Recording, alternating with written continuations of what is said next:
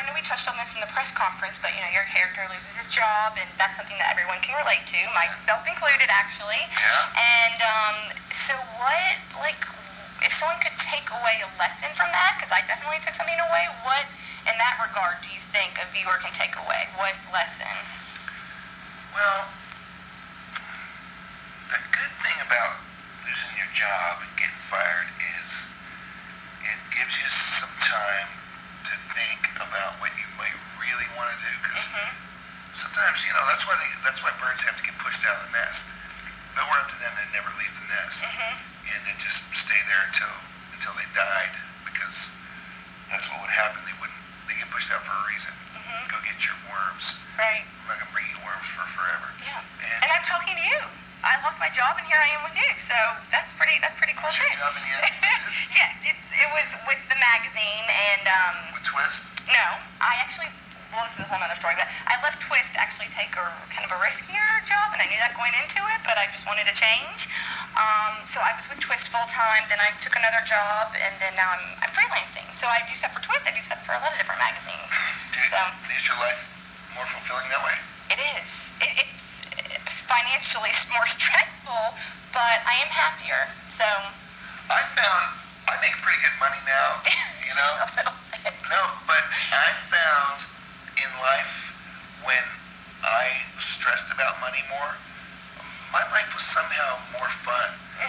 When I kind of lived paycheck to paycheck, my buddy and I had this conversation. We liked that. We sort of liked it. It made you work harder. You were a little hungrier, emotionally and physically. Making money is a good thing. I'm happy that I'm not struggling right now, but when I look back at, 20 years ago,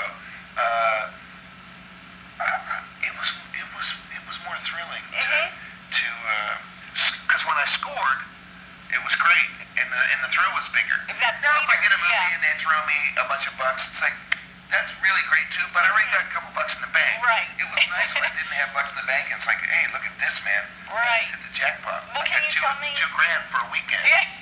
Can you tell me a specific story of maybe a time you were struggling and what was going on, and then something great that happened? Here's a struggling story for you.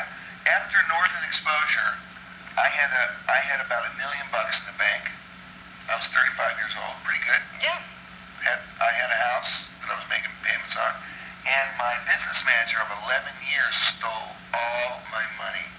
So after Northern Exposure, I would still sign autographs in an airport because people like Northern Exposure, and I didn't have two nickels to rub together. And that taught me a big lesson, which was, once again, knock on wood, I hope that doesn't happen again, because that was in 1997, and I had to work hard to get back from that. Basically, I had to start over. I had more money when I became an actor in the bank than the day after that guy stole all my money. Right. Yet I was famous. I couldn't buy anybody a drink in the bar. So I learned that they don't stop making money. I made more, and that wasn't the worst thing that could ever happen to you. Everybody thinks like, I don't want my house to burn down. I don't want to lose all my money. Your house burned down is a bummer, but it's not the worst thing ever happened to you. Right. Terminal cancer is. Going blind is. Losing your son. There's a big list of things. Right. Losing your house in a fire, losing all your money is a bummer, but it's not the worst.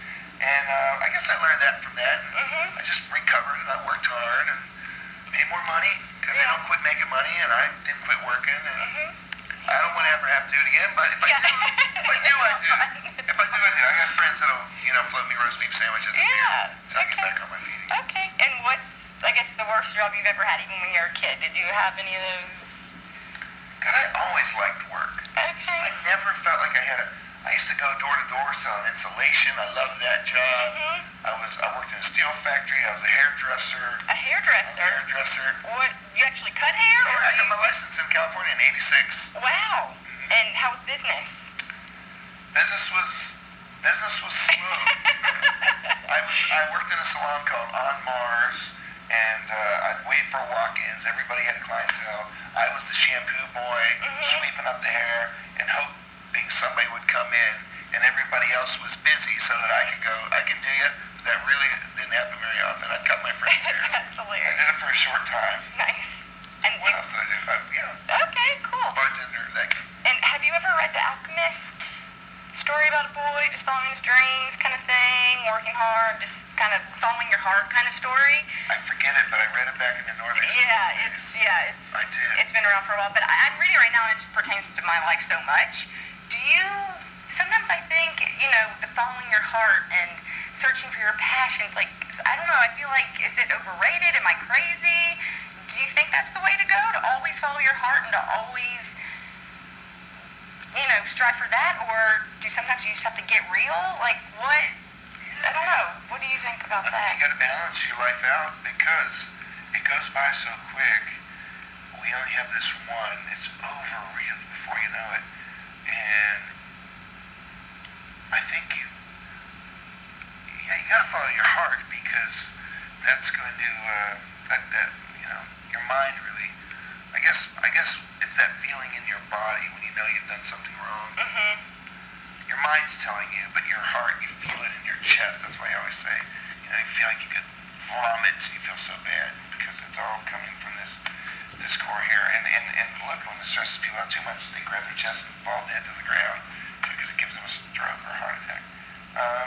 But you got to balance it out. I don't know. I'm no guru. Obvious.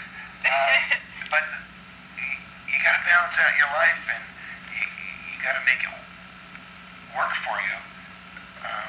Whatever you need to do.